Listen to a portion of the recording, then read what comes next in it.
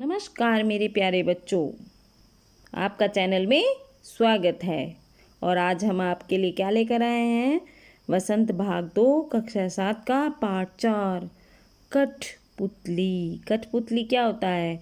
जो कि आप किसी दूसरे की सहायता से आपको खेल दिखाया जाता है। और कठपुतली का खेल बहुत अच्छा होता है। पहले ज़माने में बहुत इसको खेल को खेला जाता है। और ये कौन से स्टेट का है, कौन से राज्य का खेल है, ये तो आपको हमें कमेंट बॉक्स में बताना पड़ेगा कि कौन से राज्य का है।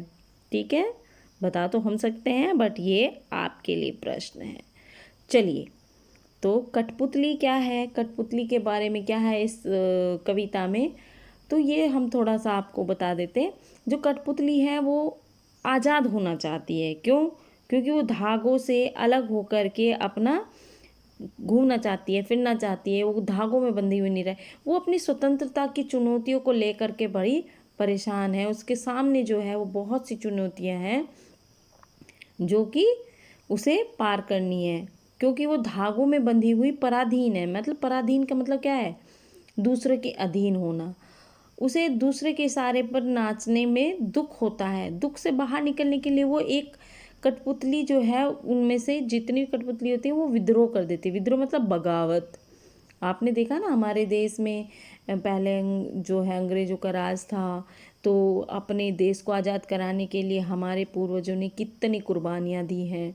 कितने लोगों ने अपने जान को जोखिम में डालकर आज जो हम स्वतंत्र बैठे हैं, जो हम अपने मन के विचार, अपनी बातें दूसरों तक पहुंचा सकते हैं, तो इसके लिए पता नहीं कितने करोड़ों लोगों ने बलिदान दिया है। कुछ के हम नाम जानते हैं जो मेन है, लेकिन कुछ के नहीं जानते। तो उन्होंने हमारे लिए इतना बलिदान दिया है कि हम उनका कर्ज कभी भी उतार नहीं सकते। लेकिन हाँ, इतना कर सकते हैं कि अपने देश को हम एक नई दिशा में ले जा सकते हैं। नई तकनीक, नई सहारे, नई उम्मीदें, इनकी तरफ हम ले जा सकते हैं। एक नए कल की हम कल्पना कर सकते हैं। तो जो कठपुतली है, कठपुतली जो है वो स्वतंत्र होना चाहती है। वो विद्रोह कर देती है। उसके साथ साथ दूसरी कठपुतलियाँ उसकी हाँ में हाँ मिलाती हैं। लेकिन उसके बाद में फिर उसको लगता है कि ये मैंने क्या कर डाला, इसकी सारी जिम्मेदारी तो मेरे ऊपर ही आ गई है। ठीक है, अब वह सोचने समझने के लिए जो है एक कदम उठाने के लिए वो बहुत सोच में पड़ जाती। तो यही आपको इस कविता में पढ़ना है। अब कविता भी बहुत छोटी सी है। चलिए, तो पढ़ते हम कविता। इसके जो लेखक हैं यानी कवि, आपको पता है लेखक और कवि में क्या अंतर होता है? लेखक जो है वो लिटरेचर यानी साहित्य लिखते हैं। उन लेखक हम किसी को भी बोल सकते हैं, ठीक है। लेकिन कवि जो होता है, कवि कविताएं लिखता है, काव्य लिखता है। लेकिन उसे हम अगर गद्य भाग का लिखने में कवि बोलेंगे तो वो गलत हो जाता है। ठीक है, चलिए, तो इसके जो कवि हैं वो कौन है? भवानी प्रसाद मिश्र। कौन है? भवानी प्रसाद मिश्र। और चैप्टर का नाम क्या है? कठपुतली। कठपुतली। चलिए, कठपुतली। कठपुतली गुस्से से उबली, बोली ये धागे क्यों हैं मेरे पीछे आगे? इन्हें तोड़ दो, मुझे मेरे पाँवों पर छोड़ दो। क्या बोली? कि गुस्से से उबली, बोली कि ये धागे मेरे पीछे क्यों हैं? इन्हें तोड़ दो, मुझे मेरे पाँव पर छोड़ दो। सुनकर बोली और सुनकर बोली और मतलब दूसरी कठपुतलियाँ कि हाँ, बहुत दिन हुए हमने अपने मन के छंद छुए। मगर पहली कठपुतली सोचने लगी, ये कैसी इच्छा मेरे मन में जगी?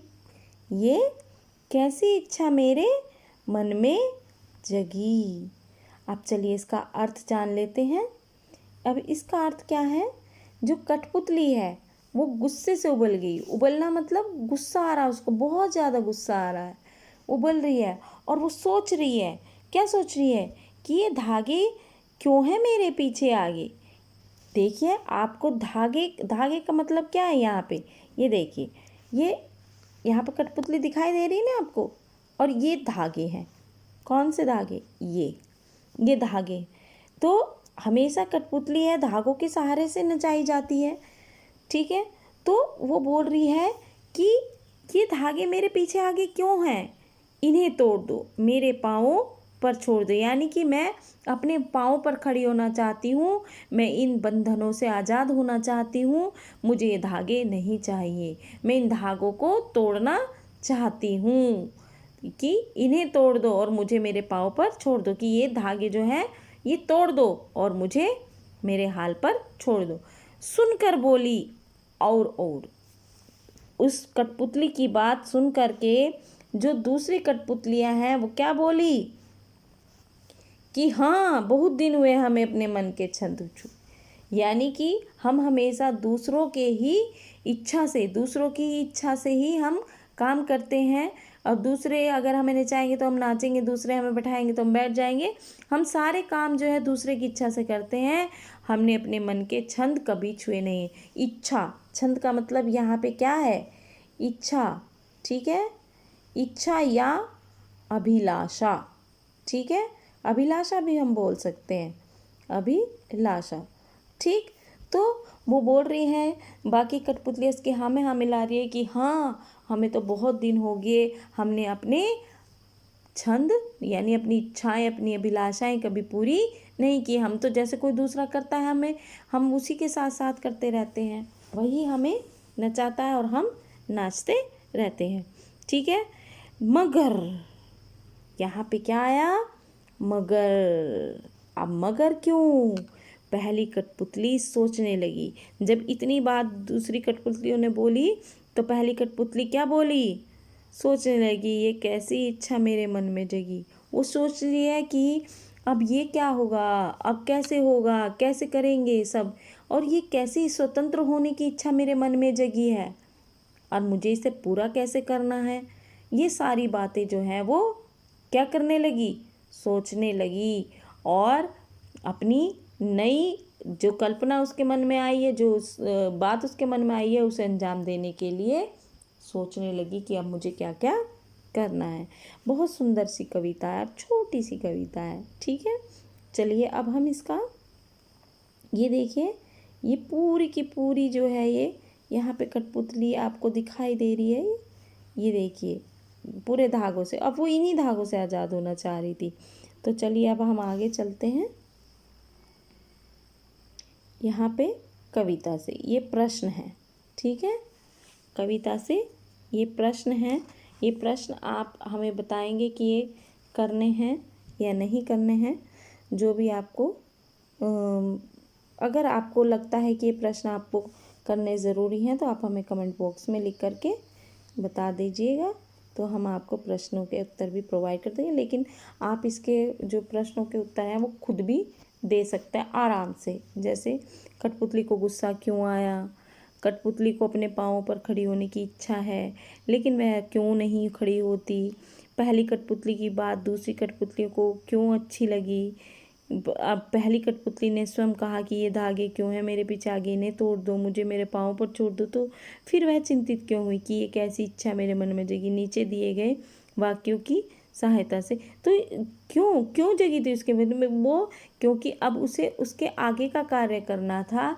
अब उसको सोच समझ के कदम उठाना चाहिए कि उसे कैसे करना है, वो कैसे करेगी। जब ये सारी बातें उसके मन में आई तभी वो सोचती है कि ये कैसी इच्छा मेरे मन में जगी है, ठीक है। अब यहाँ पे देखिए, ये यहाँ पे इसके 4 वो दिए गए हैं कि इनमें से क्या उसके सटीक बैठेगा। देखिए, उसे दूसरी कठपुतलियों की जिम्मेदारी महसूस होने लगी, उसे शीघ्र स्वतंत्र होने की चिंता होने लगी। वह स्वतंत्रता की इच्छा को मार्ग साकार करने और स्वतंत्रता को हमेशा बनाए रखने के उपाय सोचने लगी। वह डर गई क्योंकि उसकी उम्र कम थी।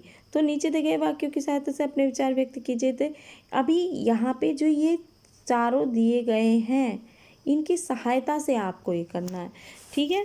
चलिए अब आगे चलते हैं कविता से आगे। अब कविता से आगे क्या, कविता से आगे तो ये आपको देखिए, बहुत दिन हुए हमें अपने मन के छंद छुए। इस पंक्ति का अर्थ और क्या हो सकता है, तो अगले पृष्ठ पर दिए हुए वाक्यों की सहायता से सोचिए और अर्थ लिखिए। आपको सोचना है और फिर लिखना है, ठीक है। चलिए यहाँ पे देखिए, आपको ये रे, कठपुतली बहुत दिन हो गए मन में कोई उमंग नहीं आई, बहुत दिन हो गए मन के भीतर कविता सी कोई बात नहीं उठी जिसमें छंद हो लय हो। तो बहुत दिन हो गए गाने गुनगुनाने का मन नहीं हुआ, बहुत दिन हो गए मन का दुख दूर नहीं हुआ और ना ही मन में खुशी आई। तो आपको इसके हिसाब से आपको जो भी सटीक लगे आप वो इसका उत्तर ले सकते हैं। अब है नंबर 2। नंबर 2 में क्या है यहाँ पे देखिए, नीचे 2 स्वतंत्रता आंदोलनों के वर्ष दिए गए हैं। इन दोनों आंदोलनों के 2-2 स्वतंत्रता सेनानियों के नाम लिखिए। अब जो है सन 1857 में आपको पिछली कक्षा में एक झांसी की रानी कविता भी पढ़ाई गई थी। उसमें बहुत से क्रांतिकारियों का, बहुत से स्वतंत्रता सेनानियों का आपको नाम बताया गया था, जिसमें से एक था मेन लक्ष्मीबाई, ठीक है, लक्ष्मीबाई, ठीक है। ये सन 1857 में ही क्रांति शुरू हुई थी, आज़ादी का बिगुल बजा था भारत में। अब है नंबर 2। नंबर 2 को आप चाहे मंगल पांडे लिख दो, ठीक है। मंगल पांडे का नाम विशेषतः क्यों लिया जाता है, क्योंकि इन्होंने ही क्रांति की मशाल जलाई थी। सबसे पहली कुर्बानी मंगल पांडे की ही हुई थी, ठीक है। चलिए, स्वतंत्रता सेनानियों में उनका नाम अग्रणीय है। अब है नंबर 2। नंबर 2 क्या है यहाँ पे, सन 1942। अब 1942 यानी कि आज़ाद होने से 5 साल पहले। इसमें हम महात्मा गांधी का नाम भी लिख सकते हैं, ठीक है, गांधी। दूसरा नाम हम या तो सरदार पटेल लिख दें या जवाहरलाल नेहरू लिख दें, जो भी है आपको सरदार पटेल कर सकते हैं हम, या जवाहरलाल नेहरू, जवाहरलाल नेहरू, ठीक है, वो आपकी इच्छा है।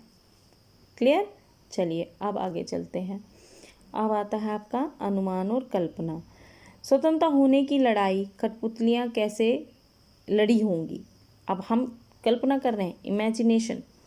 स्वतंत्र होने के बाद स्वावलंबी होने के लिए क्या क्या प्रयत्न किए होंगे। यदि उन्हें फिर से धागे में बांधकर नचाने के प्रयास हुए होंगे, तब उन्होंने अपनी रक्षा किस तरह के उपायों से की होगी। कोई भी चीज़ जब हम पढ़ते हैं, सुनते हैं, लिखते हैं, तो हमारे मन में बहुत सारे सवाल आते हैं। कैसे हुआ होगा, कब हुआ होगा, क्यों हुआ होगा, तो ये आना ज़रूरी है, ठीक है। तो यहाँ पे आप सोचिए और समझिए कि क्या हुआ होगा, ठीक है। चलिए अब है भाषा की बात। भाषा की बात यानी व्याकरण, ठीक है। कई बार जब शब्द आपस में जुड़ते हैं और उनके मूल रूप में परिवर्तन हो जाता है, तो उसको 2 शब्द को मिला के एक शब्द बन जाता है, लेकिन उसका अर्थ बदल जाता है, ठीक है। तो यहाँ पे देखिए, कठपुतली में भी इस प्रकार का सामान्य परिवर्तन हुआ है। जब काठ और पुतली 2 शब्द एक साथ हुए तो कठपुतली शब्द बन गया। इससे बोलने में सरलता आ गई और वो शब्द भी सुनने में अच्छा लगा। इस प्रकार के कुछ शब्द बनाइए। जैसे काठ है, कट से बना है, ठीक है, और कठ गुलाब बना, ठीक है। काठ गुलाब यानी कठ गुलाब, कठ फोड़ा। तो यहाँ पे हाथ और हथ है, सोन और सोन, सोना और सोन है, मिट्टी और मठ है। तो हाथ का यानी हथकड़ी, हथगोला, ठीक है। सोन, सोना का मतलब सोन जूही, सोन परी। मिट्टी का मटमैला हो गया, ठीक है, मटमैला, मटगोड़। इस तरह से शब्द बन गए। देखिए यहाँ पे हथकड़ी, ठीक है, या हथगोला लिख देते हैं हम, हथगोला। फिर है इसका सोनपरी, ठीक, सोनपरी। फिर है इसका मटमैला या मटगोड़, ठीक है, तो मटमैला ही लिख देते हैं, ठीक है, मिट्टी के जैसा। चलिए अब आगे चलते हैं हम। नंबर 2 यहाँ पे ये देखिए, ध्यानपूर्वक आपको देखना, ध्यान से आपको समझ आ जाएगा। कविता की भाषा में लय या तालमेल बनाने के लिए प्रचलित शब्दों और वाक्यों में बदलाव होता है। जैसे आगे पीछे अधिक प्रचलित शब्दों की जोड़ी है, लेकिन कविता में पीछे आगे है। ठीक है, तो ये उल्टे होके चले हैं, जैसे कि आपको पिछले अध्याय में भी बताया था। यहाँ आगे का बोली, आगे का डैश डैश बोली यानी डॉट डॉट बोली बात और भी है। ये धागे से ध्वनि का तालमेल है। इस प्रकार के शब्दों की जोड़ियों में आप भी परिवर्तन कीजिए, जैसे दुबला पतला, इधर उधर, ऊपर नीचे, दाएं बाएं, गोरा काला, लाल पीला। तो दुबला पतला का क्या हो जाएगा? पतला दुबला। इधर उधर का क्या हो जाएगा? उधर इधर। ऊपर नीचे का क्या हो जाएगा? नीचे ऊपर। दाएं बाएं, बाएं दाएं। गोरा काला यानी काला गोरा, लाल पीला यानी पीला लाल। तो ये ऐसे शब्द हैं जो कि आपको उल्टे करके लिखने हैं। ठीक है, क्या करने के लिखने हैं? उल्टे। तो अध्याय तो देखिए छोटा सा था, पाठ छोटा सा था। उम्मीद है मुझे कि समझ में आया होगा। आपको व्याकरण और अभ्यास कार्य बताने का हमारा ध्येय यही है कि आपको चैप्टर अच्छे से समझ आ जाए और आप उस चैप्टर में कोई भी गलती ना करें। और चैप्टर को अच्छी तरह से बारीक बारीक चीज़ों पर हमने फोकस किया है, ताकि आपको कहीं और भी जाने की आवश्यकता ना पड़े। आपको चैप्टर बहुत अच्छे ढंग से प्रोवाइड किया जा रहा है। तो आप अभी फ़ोन उठाइए, लाइक कीजिए, शेयर कीजिए और सब्सक्राइब कीजिए। और अब मिलते हैं आपको अगली वीडियो में। अब अगली वीडियो में कौन सा चैप्टर आएगा? चैप्टर 5। आप सोचिए। और हाँ, चैप्टर शुरू करने से पहले, वीडियो देखने से पहले पुस्तक और कलम लेकर के बैठना है, उसे नहीं भूलना है। तो चलिए मिलते हैं अगली वीडियो में। धन्यवाद।